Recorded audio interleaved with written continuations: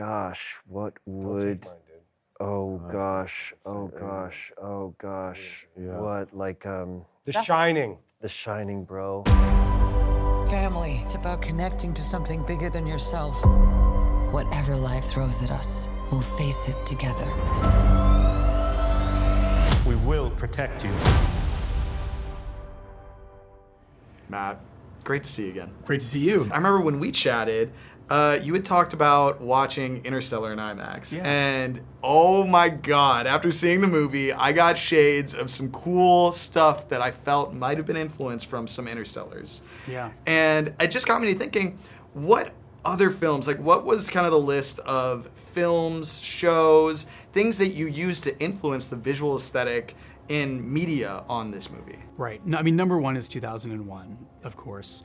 And then there are other movies that I love, like Interstellar, Apollo 13, Right Stuff. So many amazing movies about space.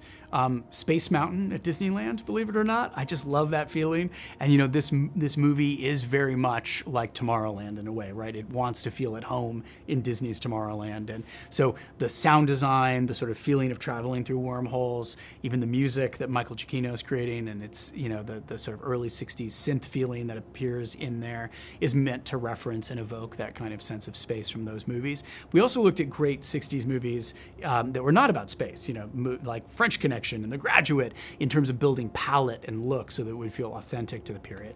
Why should fans experience the Fantastic Four First Steps in IMAX from the Fantastic Four themselves? I want to experience it on IMAX, I know that much.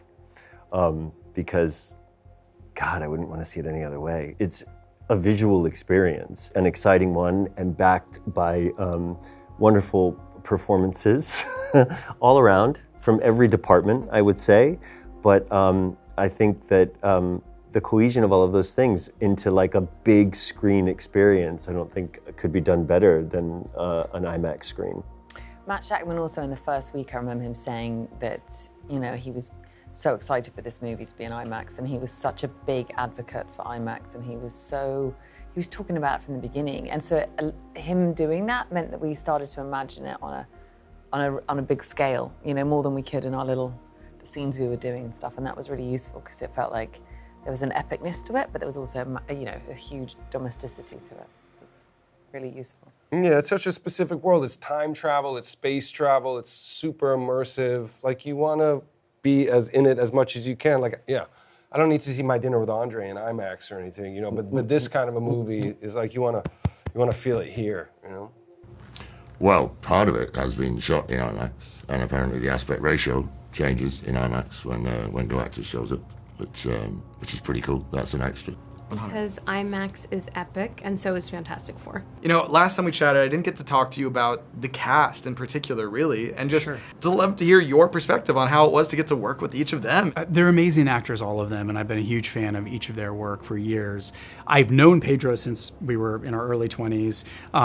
You know, we knew each other because we had the same acting manager back in the day when I was acting, and we did theater stuff together, and so he's amazing, and I've been so pleased to see his amazing career trajectory.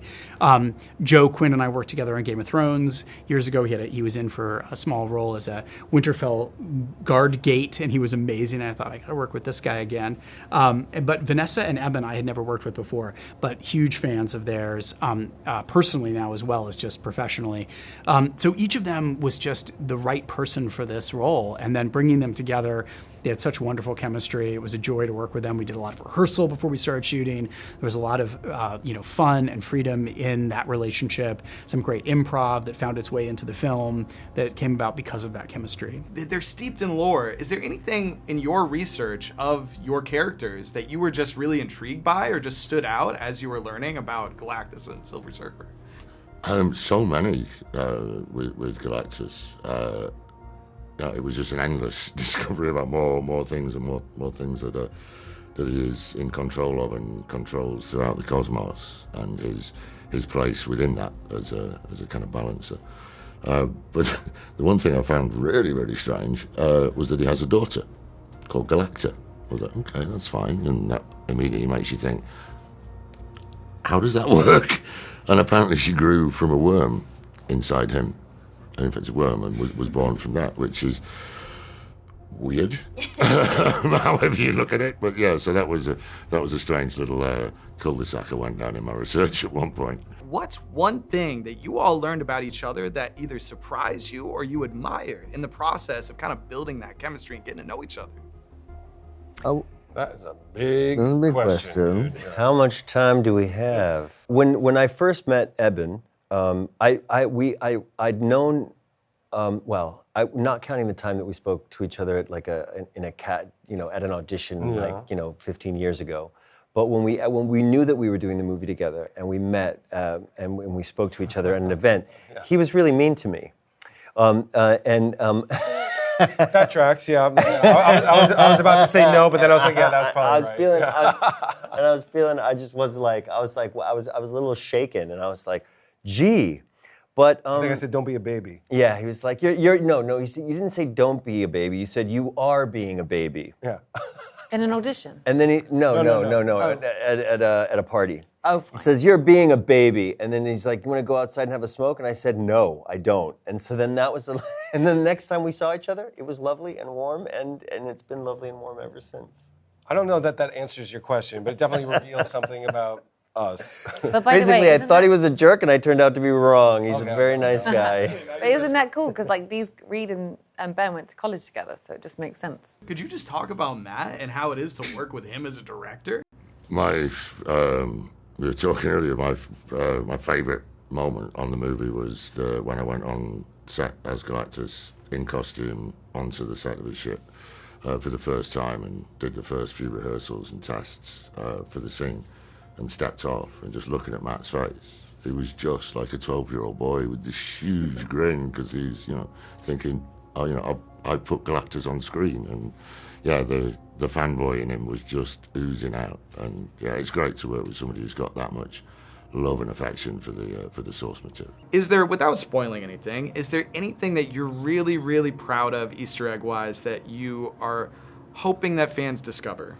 Well, I didn't try to fill it with a lot of Easter eggs intentionally to connect to other Marvel projects. The only one that's in there is a Westview appliance, which is a nod to WandaVision, something that I made that I love and very proud of, and it was just a way to show some love to that project, which I care about.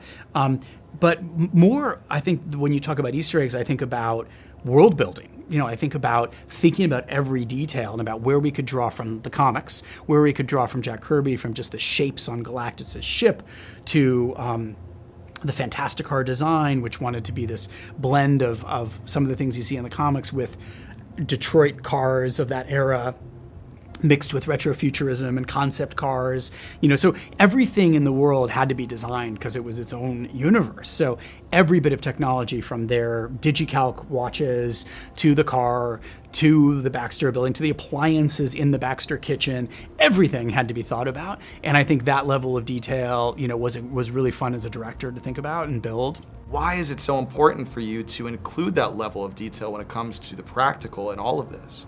Practical effects, they make things more real, right? I think it's something that you see in amazing movies made by Chris Nolan and Denis Villeneuve and all these other filmmakers. And I learned it working on Game of Thrones, where if you have something real in the foreground, something real in the midground, you can put a dragon behind it and everybody believes that dragon is real, right? And it's also true for the actors, it's true for the filmmakers. It's so much more exciting to film and frame things when you have things to frame in camera, and the actors believe it. Everyone knows it's there. When Julia Garner showed up as the Silver Surfer in Times Square, there were 500 background performers in period clothing. There was a Fantastic Car. There was the Fantastic Four.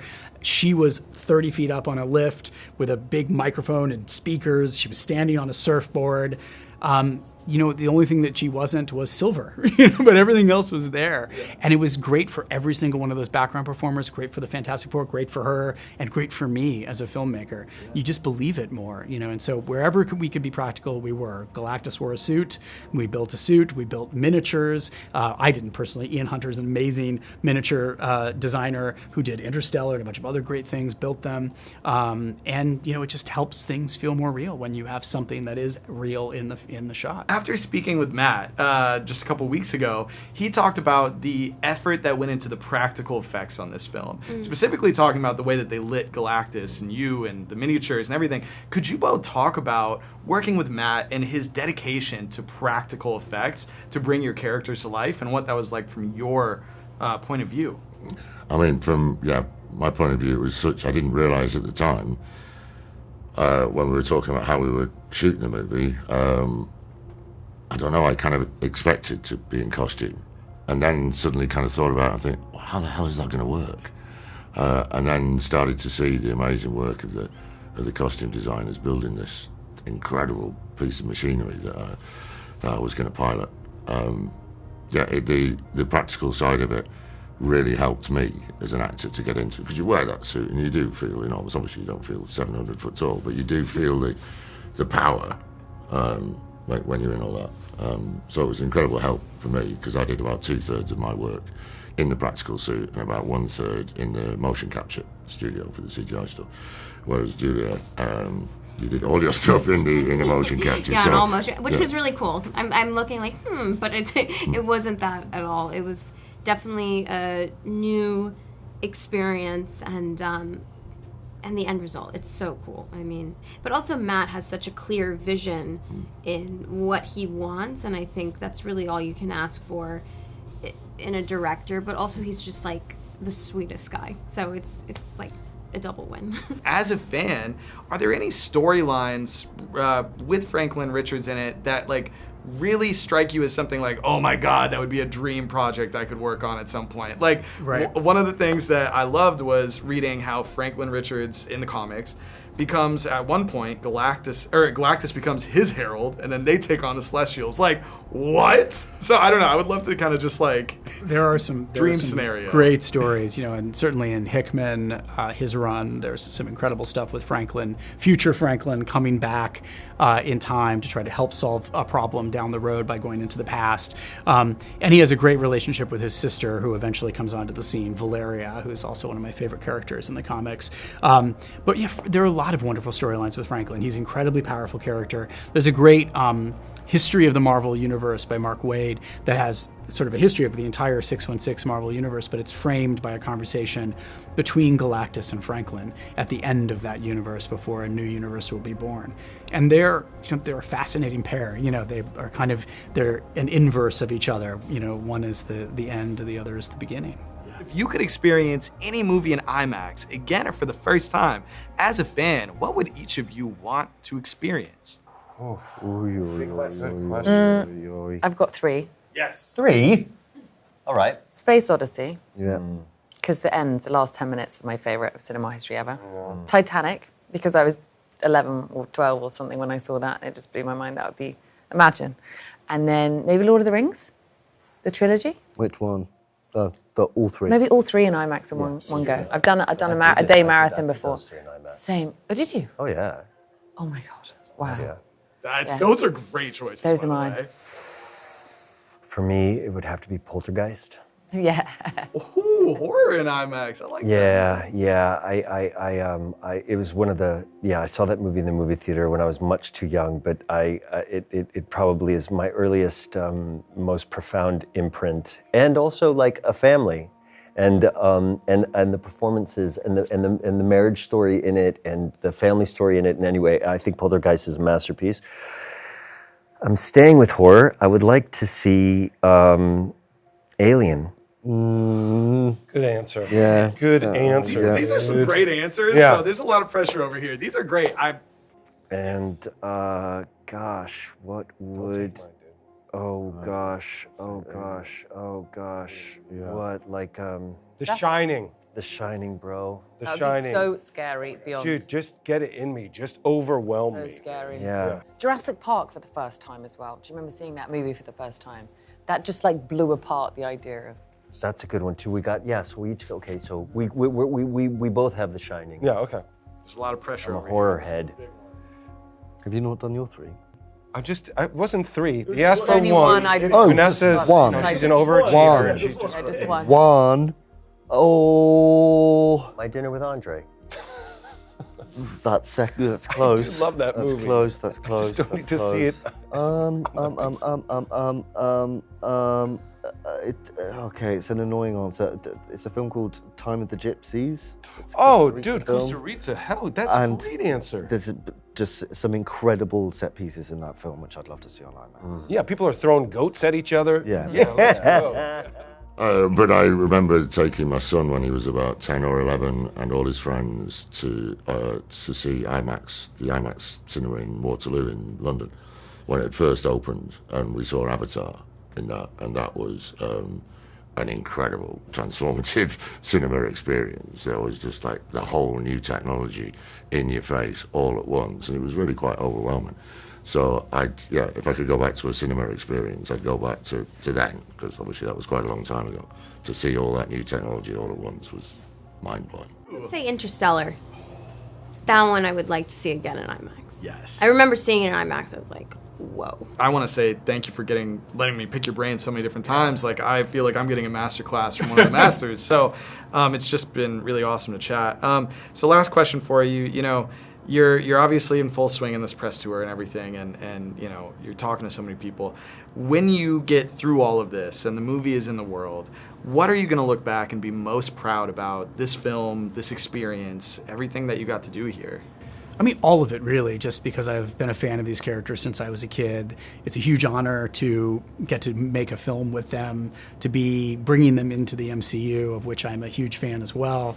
But of the one thing that I'm most proud of, I think, is probably just that I feel like the movie is personal, you know, and when you make these big canvas things, the trick is to make them as personal and specific as possible. The world is specific, the characters are specific, but there's an emotional specificity to it that I bring as a father, as a husband, that feels, you know, that I can connect to and that I resonate with too. And hopefully it's that. Hopefully it's that I'll think about.